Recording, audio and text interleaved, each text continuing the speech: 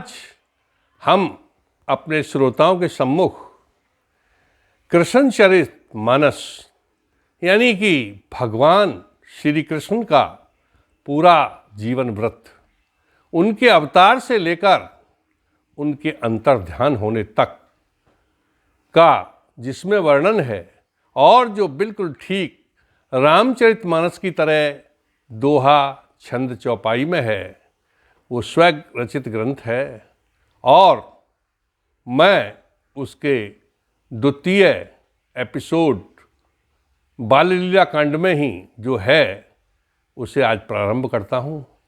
द्वितीय एपिसोड में भगवान कृष्ण से पहले की पूर्व कथाएं हैं, जिसमें पहले राजा कंस का उदय होता है, बाद में श्री कृष्ण का होता है। तो इसकी प्रस्तावना और पूर्व कथा मैं आज श्रोताओं के सम्मुख प्रस्तुत कर रहा हूँ। एपिसोड आपको पसंद आए तो सब्सक्राइब भी करें और मित्रों से भी शेयर करें। मंगल मूर्ति कृष्ण मुरारी,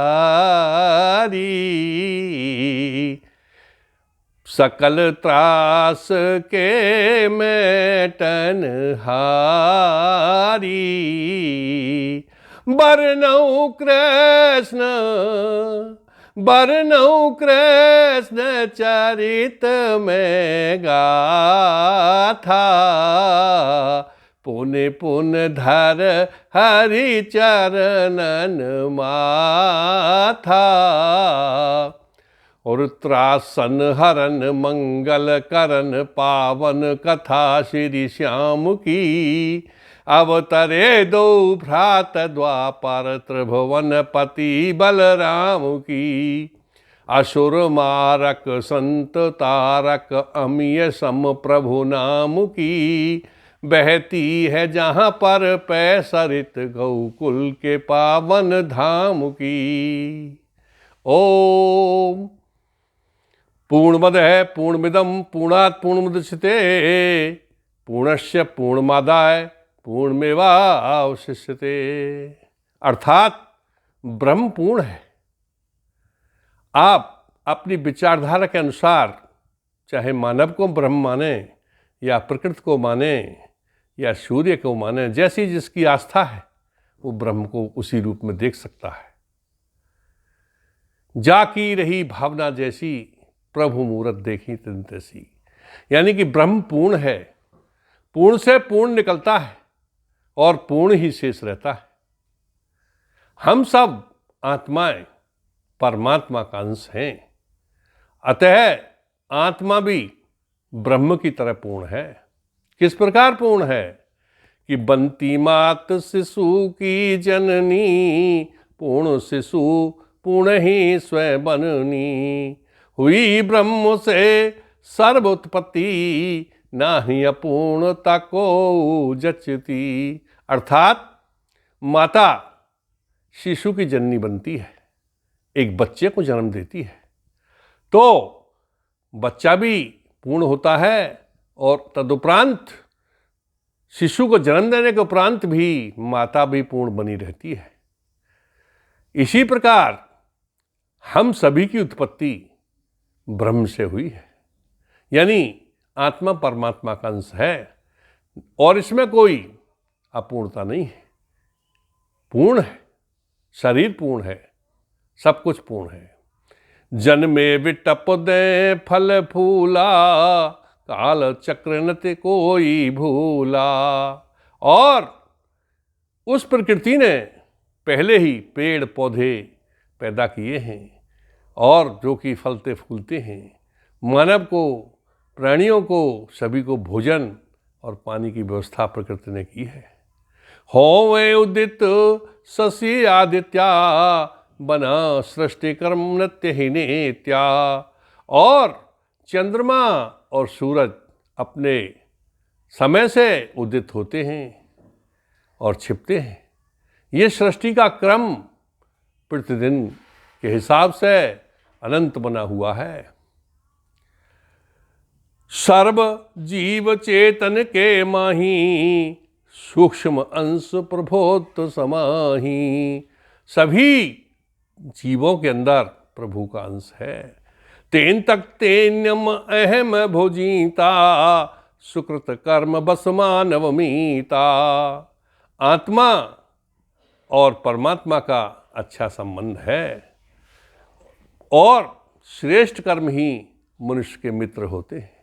कर्म और श्रेष्ठ कर्म, कर्म करो परंतु श्रेष्ठ करो, क्योंकि एक विद्वान ने कहा है वर्क इज वर्शिप, यानी कर्म ही पूजा है।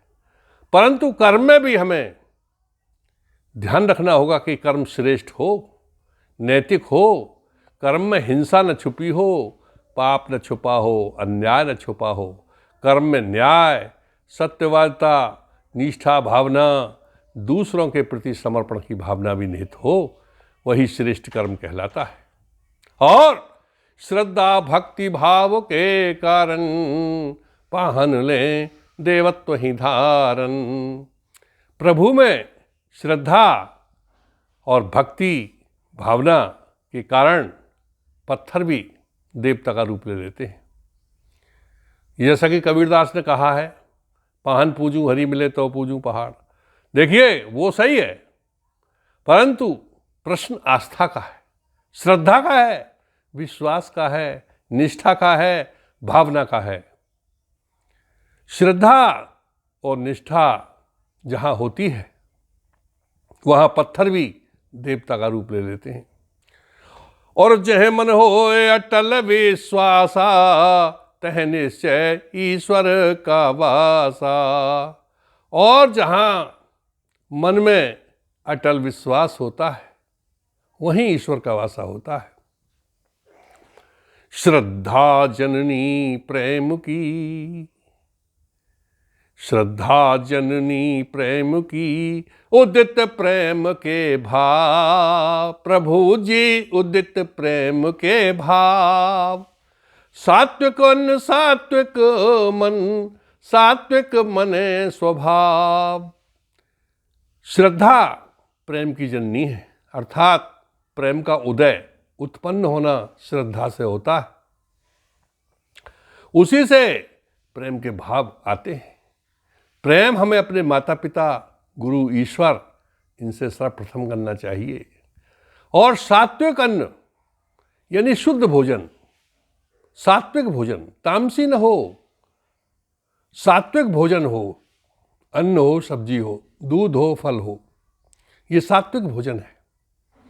सात्विक अन्न और सात्विक भोजन से मन में सात्विक यानी शुद्ध और अच्छे विचार ही आते हैं, और शुद्ध और अच्छे विचार ही हमारा स्वभाव अच्छा बना देते हैं। अब हम भगवान श्री कृष्ण की ओर चलते हैं। तो पूर्व कथा यह है कि महाभारत के युद्ध के बाद भगवान श्री कृष्ण अर्जुन को कुछ उपदेश देते हुए, अपनी अंतर भावना, अंतर वेदना कहते हुए इस भूलोक से अंतर ध्यान हो गए थे। तो वहाँ अंतर ध्यान होने से पूर्व की कथाएं बाद में आएंगी, परंतु आज वहाँ प्रभु अंतर ध्यान हुए और तदुपरांत क्या कैसे होता है। महाभारत रण्य का पारायण, अंतर ध्यान श्री नारायण। नारायण से बने प्रभु नर, लीला करने को लीलाधर। महाभारत युद्ध का समापन जैसे ही होता है, वो युधिष्ठिर को राजपाट दिलाकर एक दिन भगवान श्री कृष्ण वन में प्रस्थान करते हैं, और वहाँ विश्राम करते समय एक बधिक उनके पैर में, पदम में तीर मार देता है, और वो अपने लोक को अंतर्ध्यान होकर चले जाते हैं। प्रभु यहाँ पर नारायण हैं, ईश्वर रूप हैं, परंतु नर रूप में उन्होंने पृथ्वी पर लीलाएं की थी। और ऐसा करना देश काल और परिस्थिति के अनुसार उचित था। टाइम, प्लेस एंड सर्कमस्टेंसेस, मनुष्य का विकास क्रमिक विकास है। और देश काल और परिस्थितियों का ही परिणाम है। तो जब श्री कृष्ण अपने लोक को चले गए, पांडव भी शोक में डूब गए और सभी लोग बड़ा दुखित हुए। धाये कान्ह परम निज लोका, धर्म सहित सब पांडव शोका। अमित प्रभाव को नहीं जाना, महती त्रास पांडव वही माना। जब श्री कृष्ण भगवान अपने लोक को चले गए तो धर्मराज युधिष्ठिर के साथ साथ सभी पांडवों ने बहुत शोक मनाया और उनके अमित प्रभाव को नहीं कोई जान पाया, परंतु पांडवों ने बहुत ही दुख माना, क्योंकि पांडवों को भगवान श्री कृष्ण ने बड़ा ही सुख दिया था। सुख तो उन्होंने जनता जनार्दन को भी दिया था। उन्होंने हल का आविष्कार किया, गायों की नस्लें सुधार करके अच्छी दूध देने वाली गायें तैयार की। भगवान श्री कृष्ण सच्चे रूप में एक वैज्ञानिक, एक दार्शनिक, एक राजनीतिक, एक बहुत ही बड़े नीति निपुण और अवतार रूप में उन्हें भगवान भी माना गया है। हस्तिनापुर सब राज समाजा, पौत्र परीक्षित दीना राजा। हिमगिरि और किया प्रस्थाना, वहीं पर करें देह अवसाना। पांडवों ने इतना दुख माना कि महाराज युधिष्ठिर ने अर्जुन, नकुल, सहदेव, भीम से कहा, पांचों भाइयों में सलाह मशवरा हुआ और द्रौपदी सहित वो 6 लोग पहाड़ों की ओर चल दिए। ऐसा विचार बनाया कि हिमगिर में जाकर के हिमालय पर हम अपना देह का अवसान कर दें। तो ऐसा करने से पूर्व उन्होंने अभिमन्यु के पुत्र परीक्षित को राजगद्दी पर बैठा दिया, हस्तिनापुर के राज पर। अभिमन्यु सुत नृपहि परीक्षित, रहते दुज गौ सेवा में रत। राज धर्म और प्रजा सुखारी, को नर प्रजा में रहे न दुखारी। और पांडवों ने प्रस्थान करने से पूर्व अभिमन्यु के पुत्र परीक्षित को हस्तिनापुर का राजपाट सौंप दिया और परीक्षित भी राजधर्म का पालन करते हुए, ब्राह्मणों की सेवा करते हुए, गौ माता की सेवा करते हुए राज चलाने लगे। उनके राज्य में जनता बहुत सुखी थी, कोई भी व्यक्ति दुखी नहीं रहता था। एक दिवस आखेट को नृप गए वन में आए। एक दिवस आखेट को नृप गए वन में आए। दृश्य विचित्र विलोक कर, मन विस्मित रह जाए। सियावर कृष्ण चंद्र पद जय शरणम, शंकर हरिओम जय जय घनश्याम। एक दिन राजा परीक्षित शिकार के लिए वन में गया, तो शिकार की तलाश में ढूंढते ढूंढते राजा को शिकार तो नहीं मिला, परंतु एक विचित्र यानी अनोखा दृश्य देखने को मिला। उसे देख करके राजा परीक्षित का मन आश्चर्य से भर गया, क्योंकि वो दृश्य ही ऐसा था। एक वृषभ धेनु संग में, अत्य तीव्र गत से धावई।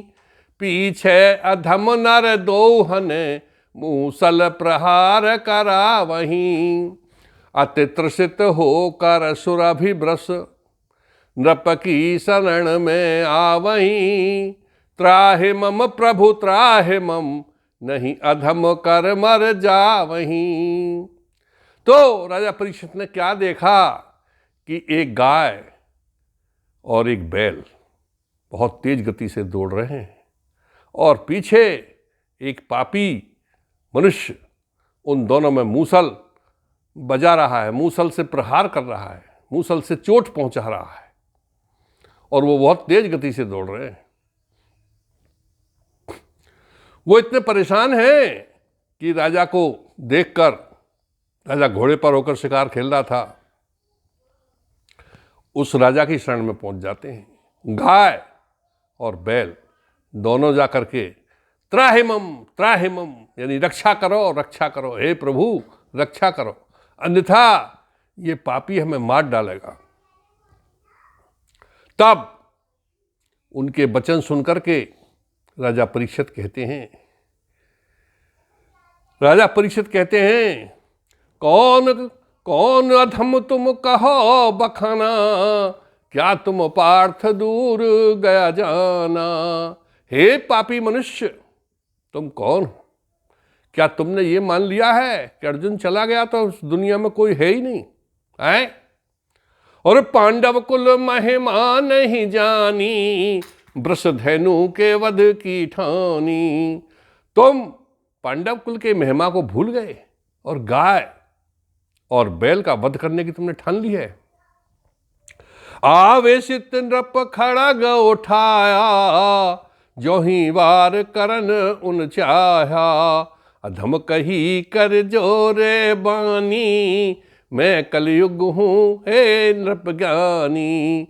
राजा ने, परीक्षित ने गुस्सा करके जैसे ही तलवार उठाई, वो सोच रहे थे इस पापी को काट दूं, परंतु जैसे ही उन्होंने वार करना चाहा, वो पापी मनुष्य हाथ जोड़कर उनके पैरों में गिर पड़ा और कहा, प्रभु हे राजन, मैं कलयुग हूं और मैं भी तो कुछ दिन रहूंगा। नियरे वृष और सुर भी बुलावा, दोन का नृप परिचय पावा। तब राजा ने अपने पास गाय और बैल को भी बुलाया और दोनों का परिचय प्राप्त किया। तो बैल और गाय ने बताया कि धरणी धर्म दो देव त्रासा, त्राहे माम प्रभु आप ही आसा। हे प्रभु, मैं धर्म हूं और ये गाय मां पृथ्वी है, हमें ये कलयुग त्रास यानी दुख दे रहा है। प्रभु, हम इसलिए आपकी शरण में आए हैं। कलयुग गहे तुरंत नृप चरना, हमो नाथ आपहे की सरना। कहूँ ठोर मोह रहने दीजय, जहां मम वासा आशा कीजय। तब कलयुग ने भी राजा परीक्षित के पैर पकड़ लिए और कहा, प्रभु मैं भी आपकी शरण में हूं। तब कलयुग ने कहा कि हे राजन सुनो, कि गढ़े विरंचहि तीन युगो, गढ़े विरंचहि चार युगो, त्रय भोगे संसार। हे राजन, कलयुग ने कहा कि विधाता ने 4 युगों की रचना की है, सतयुग, त्रेता, द्वापर। यानी सतयुग में राजा हरिश्चंद्र, राजा भगीरथ, रघुवंश के जो प्रथम राजा थे वो हुए थे, और त्रेता युग में रघु, दशरथ, अज, दलीप और श्री राम, मर्यादा पुरुषोत्तम श्री राम हुए थे। और द्वापर युग में भगवान श्री कृष्ण हुए। और मैं चौथा युग हूं, क्योंकि विरंच यानी कि विधाता ब्रह्मा जी ने 4 युग गढ़े थे, 4 बनाए थे, इसीलिए चौथा युग में कलयुग हूं। तो प्रभु मैं भी तो कहीं रहूंगा। इसीलिए चूंकि मुझे पापी युग माना जाता है, मैं इनको धर्म को भगा रहा था कि मेरे युग में धर्म का क्या काम, गाय का क्या काम। यानी कि घोर अत्याचारी हूं मैं और घोर अत्याचार होने हैं, मैं इसलिए नहीं भगा रहा था। तो प्रभु मुझे कहीं फेंक दीजिए। विधाता के वचनों को सत्य करना और ब्रह्मा की मर्यादा का पालन करना, प्रभु आपका भी धर्म है। मेरा कहीं भी वासा कर दीजिए, जहां आप कहेंगे मैं वहां रहना शुरू कर दूंगा। तब राजा ने कहा कि चोर ज्वारिन में रहो। कलयुग सुनो, तुम नीच पुरुषों में ही रहो। चोर ज्वारिन में रहो, वैश्या के घर में पावहीं। झूठ हत्या में रहो, और कनक में बस जावहीं। धर्म को नृप ने रखा, भू निज स्वरूप ही आवहीं। एहि भांत बीता काल, कछुआ खेट नृप पुन धावहीं। तो राजा परीक्षित ने कहा कि हे कलयुग, चोर और जुआरियों में रहो, वेश्या के घर में रहो, झूठ में रहो, हत्यारों में रहो, हत्या में रहो, और सोने में रहो। सोने से लोग घृणा माने, इसलिए बस शायद राजा परीक्षित यहां थोड़ी गलती कर गए, क्योंकि स्वर्ण जो है विद्वान लोग भी ग्रहण कर लेते हैं। लेकिन राजा ने जो कह दिया वो कह दिया, और धर्म को नृप ने रखा, धर्म को राजा परीक्षित ने ग्रहण कर लिया, और गाय माता अपने स्वरूप में यानी पृथ्वी रूप में आ गई। इस प्रकार से राजा ने जो फैसला कर दिया वही हुआ। और कुछ समय बाद राजा परीक्षित फिर शिकार खेलने जंगल में गए, तो दोबारा में राजा परीक्षित ये भूल गए जाने से पूर्व कि मैंने सोने का मुकुट धारण कर रखा है, क्योंकि कलयुग का काम ही ये था कि आदमी की बुद्धि भ्रष्ट करना, बुरे कर्म की ओर प्रेरित करना, अज्ञानता और अंधकार की ओर ले जाना, ये कलयुग का काम था। कंचन क्रीट भाल पर शोभित, करता रहे नृपति मन मोहित। स्वर्ण मध्य कलयुग का वासा, मैटे ज्ञान दे ज्ञान प्रकाशा। जो सोने का मुकुट राजा के परीक्षित के मस्तक पर शोभायमान था, उस पर कलयुग विराजमान था, और कलयुग बुद्धि को भ्रष्ट करता था, अज्ञानता की ओर, कुबुद्धि की ओर ले जाता था। राजा ने शिकार खेलते खेलते काफी देर हो गई, तो राजा को प्यास लगी। त्रिसावंत्र नृप हुआ दुखारी, ऋषि समीक आश्रम ही निहारी। रहे मुनीश्वर तप में ध्याना, परीक्षित मन कलयुग अज्ञाना। जब राजा प्यास से बहुत दुखी हो गया, तो उसने देखा कि सामने समीक ऋषि का आश्रम है। राजा परीक्षित वहाँ सोचकर गया कि वहाँ पानी अवश्य मिलेगा, परंतु समीक ऋषि तप में लीन थे, तप में उनका ध्यान था। परंतु परीक्षित ने उसका दूसरा ही अर्थ लगाया, क्योंकि सिर पर जो मुकुट था उसमें स्वर्ण था, और स्वर्ण में कलयुग बैठा हुआ था, उनकी बुद्धि भ्रष्ट कर रहा था। तो राजा ने क्या अर्थ लगाया कि नृप ने ऋषि मन की गत जानी, नैन बंद कर लिए अभिमानी। निज नृप की नहीं तृषा मिटाई, नहीं अनुराग ऋषि मन आई। तो राजा ने सोचा कि ओहो, ये ऋषि बहुत पाखंडी और ढोंगी है, इसने मुझे देखकर आंख बंद कर ली और तप का ढोंग कर रहा है, जबकि इसे चाहिए था कि राजा का स्वागत करता, राजा को जल पिलाता, राजा को अपनी कुटिया में आसन देता, राजा से मधुर वार्तालाप करता, परंतु ये अपने ढोंग में मस्त है। जबकि ऐसा नहीं था, ऋषि वास्तविक तपस्या में थे, परंतु चूंकि कलयुग राजा के सिर पर सवार था और उसकी बुद्धि को भ्रष्ट कर रहा था, इसलिए ऐसा सोच बन गई। हृदय क्रोध प्रतिशोध ही भावा, निर्जीव सारंग एक नियरावा। किए अपमानित ऋषि वर जाई, माला समग्रीवा लपटाई। तो उस कुबुद्धि राजा के हृदय में प्रतिशोध की ज्वाला जल गई, यानी बदले की भावना आई, और उसने ऋषि का अपमान करने के लिए एक मरा हुआ सर्प जो थोड़ी दूरी पर पड़ा था उसे ला करके ऋषि का अपमान करने के उद्देश्य से उसे ऋषि की गर्दन में माला के समान डाल दिया ताकि ऋषि का अपमान हो सके। और ऐसा करके राजा वहां से चल दिया। ऊंच नीच व्यवहार का नृप नहीं कीन विचार, राम कृष्ण रब नहीं कीन विचार। ऊंच नीच व्यवहार का नृप नहीं कीन विचार, राजभवन पहुंचे तुरत दीना मुकुट उतार। यार कृष्ण चंद्र पद जय शरणम शंकर, हरि ओम जय जय घनश्याम।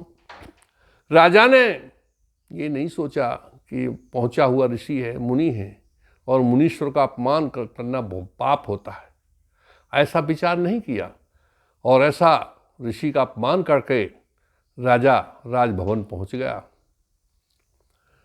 और राजभवन जाकर क्या किया कि अपने मुकुट को उतार दिया, उतार कर अलग रख दिया, और कपड़े भी बदले और मुकुट को भी रख दिया। तो राजा की बुद्धि में परिवर्तन शुरू हो गया, क्योंकि जैसे ही राजा के मस्तक से स्वर्ण में छिपा हुआ कलयुग हट गया तो राजा की बुद्धि शुद्ध होने लगी। तो स्वर्ण मुकुट के उतरते ही अब मिट गया अज्ञान है, कलयुग का वासा स्वर्ण में अप नृप गए पहचान है। त्रुटि करा दी कलयुग ने ये हुआ ऋषि का अपमान है, नृप सोच में अते पड़ गए अब के विधो कल्याण है। अब राजा सोच में डूब गया कि मेरा कैसे कल्याण हो, और मुकुट के उतरते ही उनका ज्ञान समाप्त हो गया, राजा बुद्धि आ गई, कलयुग हट गया। तो वो सोचने लगा राजा के भाई मैंने बहुत बुरा किया, ऋषि का अपमान हो गया, अब मेरी कैसे आत्मशुद्धि हो, मैं क्या करूं। तभी उधर ऋषि की ओर से क्या होता है कि क्रीड़ायुक्त वह कई जा तक रहे, ताक नृप का वो कौतक, जाकर जा तक वहां पर धाई, समाचार ऋषि सुत ही सुनाई। कुछ बच्चे वहां देख रहे थे राजा का कौतक, यानी उसका काम जो कर रहा था, सर्प डाल रहा था, उसे जाकर के ऋषि के पुत्र को जाकर बता दिया। क्या कहा कि नृप कौतिक को पूर्ण सुनाही, मृत सारंग गले लपटाही, श्रृंगी को पितही विदित कहानी, हे नृप मूढ़ मति अभिमानी। तो उन ऋषि सुतों के बताए हुए कहानी से श्रृंगी ऋषि जो शमीक ऋषि के पुत्र थे, उनको बहुत ही क्रोध आया कि मेरे पिता का इस दुष्ट राजा ने किस प्रकार से अपमान किया है। और राजा परीक्षित के विषय में उन्होंने ज़्यादा सोच विचार नहीं किया।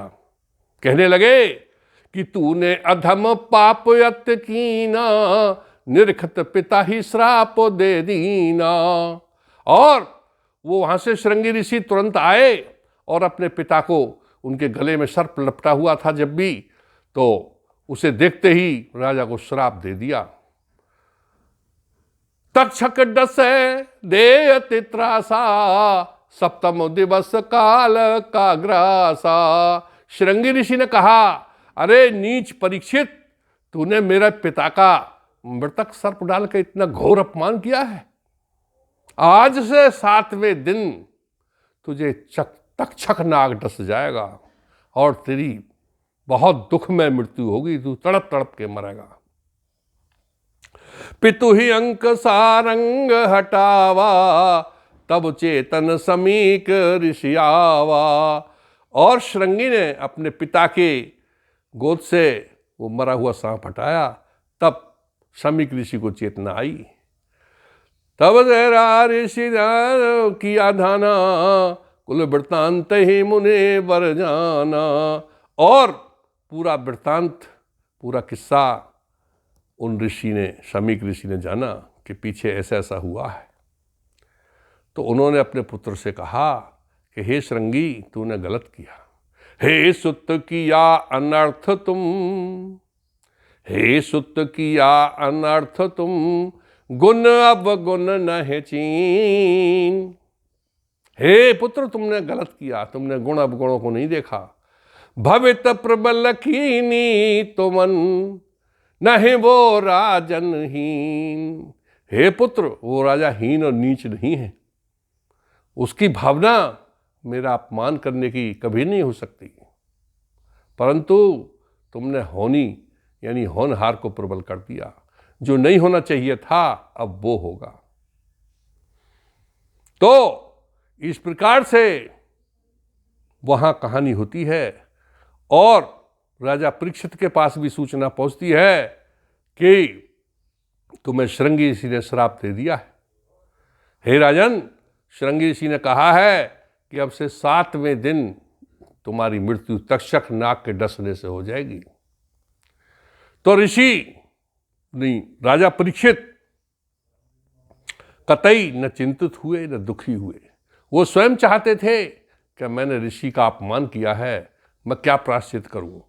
लेकिन जब प्रायश्चित से भी अधिक दंड की खबर उन्होंने सुनी तो वो सहर्ष तैयार हो गए और हस्तिनापुर का राजपाट अपने पुत्र को सौंप करके वो हस्तिनापुर से चले आए, जहां आज गंगा के तट पर शुक्रताल नाम का स्थान है। वहां आकर के एक बरगद के पेड़ के नीचे बैठ गए। आज भी जिला मुजफ्फरनगर में स्थित गंगा के तट पर वो शुक्रताल नामक तीर्थ स्थान है। और शुक्रताल क्यों नाम उसका पड़ा? क्योंकि शुक्र ऋषि ने वो ताल बनवाया था और सुखदेव ऋषि ने ही राजा परीक्षित को कथा सुनाई थी कृष्णचरित की। तो उस शुक्रताल पर आकर एक बरगद के पेड़ के नीचे बैठ गए। वो बरगद का विशाल का वृक्ष आज भी है और उस वृक्ष को सभी मानते हैं, पूजते हैं। ऐसी एक धारणा भी, ऐसी एक किंवदंती भी है कि जो व्यक्ति इस बरगद के पेड़ के नीचे की 2-4 मुट्ठी मिट्टी अपने खेतों में डालेगा तो उसकी पैदावार भी बढ़ जाएगी। ऐसा कई विद्वजनों ने भी किया है। वैज्ञानिक भी ये मानते हैं कि बरगद के पेड़ के नीचे की मिट्टी गुणकारी होती है, उसमें फसलों को लाभ पहुंचाने वाले जीवाणु होते हैं और वो जीवाणु फसलों को लाभ पहुंचाते हैं। वो वायुमंडल से नाइट्रोजन एकत्र करते हैं ताकि पौधे की अच्छी बढ़वार हो सके, फास्फोरस एकत्र करते हैं ताकि जड़ें उसकी वो अच्छी डेवलप हों, पोटास को भी मिट्टी से संशोधित करते हैं और एक म्यूटेशन करते हैं पैदा, उत्परिवर्तन, यानी कि जमीन से खुराक को पौधे के अंदर पहुंचाने की प्रक्रिया को तेज कर देते हैं वो जीवाणु। तो ऐसी मान्यताएं हैं। और वहां पर राजा परीक्षित आ गए, बैठ गए आसन मारकर। जब उस राज्य के ऋषि मुनियों ने सुना कि हमारा राजा परीक्षित गंगा के किनारे तप के लिए आ गया है, तो कई ऋषि वहां के लिए चल दिए कि भाई हम भी अपने राजा के साथ रहेंगे। तो उन ऋषियों में कात्यायन ऋषि, पराशर ऋषि, वशिष्ठ ऋषि, विश्वामित्र ऋषि, जमदग्नि ऋषि, वामदेव ऋषि इत्यादि कई ऋषि थे। जब ये 10-12 ऋषि बैठे हुए थे, सबसे बाद में नग्न वेश में सुखदेव ऋषि आए, सुखदेव मुनि, जो वेद व्यास के पुत्र कहे जाते हैं। तो सुखदेव मुनि को देखते ही सभी ऋषि मुनियों ने उन्हें प्रणाम किया, नतमस्तक हुए। तब राजा परीक्षित ने पूछा कि ये इनको ही क्यों प्रणाम किया गया? तब ऋषियों ने कहा कि ये वेद व्यास के पुत्र हैं, सर्वश्रेष्ठ रिसीवर हैं और ये आपको कृष्ण की कथा सुनाएंगे ताकि आपको मोक्ष प्राप्त हो सके। ऋषि वाणी यानी कि श्रृंगी ऋषि ने जो कह दिया है वो तो सत्य होगा, नहीं मिट सकता, परंतु आपको पीड़ादायक कष्ट नहीं होगा और आपको मोक्ष की प्राप्ति होगी। भगवान श्री कृष्ण की कथा आप सुनेंगे तो आप जो मोक्ष प्राप्त करके अपने लोक जाएंगे। तब सुखदेव मुनि ने राजा परीक्षित को कृष्ण की कथा सुनानी की शुरू की। कही सुखदेव परीक्षित बानी, कृष्ण कथा की सुनो कहानी। तब सुखदेव मुनि ने कहा कि हे राजा परीक्षित, बैठो और ध्यान भगवान श्री कृष्ण की ओर लगाओ और कृष्ण कहानी पूरी सुनो। मैं भगवान कृष्ण की जो कथा है, यानी कि उनके अवतार लेने तक, अवतार लेने से और अपने लोक जाने तक, यानी अंतर्धान होने तक की पूरी कथा आपको सुनाता हूँ। तो ये पूरी कथा हमने रामचरितमानस की तरह 7 खंडों में विभाजित की है, 7 सोपानों में है। अब प्रथम जो सोपान चल रहा है वो बाल लीला कांड है और ये दूसरा एपिसोड है। और सुखदेव मुनि ने राजा परीक्षित से कहा कि राजा परीक्षित सुनो, धर्म एक मत तर्क ही संगा, सृष्टि जनक कहाए ब्रह्मा। धर्म एक मत तर्क ही सम्मा, सृष्टि जनक कहाए ब्रह्मा। कि सनातन धर्म में एक ही तर्क विधि सम्मत है, यानी कि उसे सभी मानते हैं कि सृष्टि के जो जनक हैं, पैदा करने वाले, वो ब्रह्मा जी हैं। तो अब द्वितीय एपिसोड यहीं समापन होता है और राधा कृष्ण चरित्र अति पावन, अति सुमुख अतिशय मन भावन। जह मन होए अटल विश्वासा, तह निश्चय ईश्वर का वासा। बोलो कृष्ण भगवान चंद्र की जय।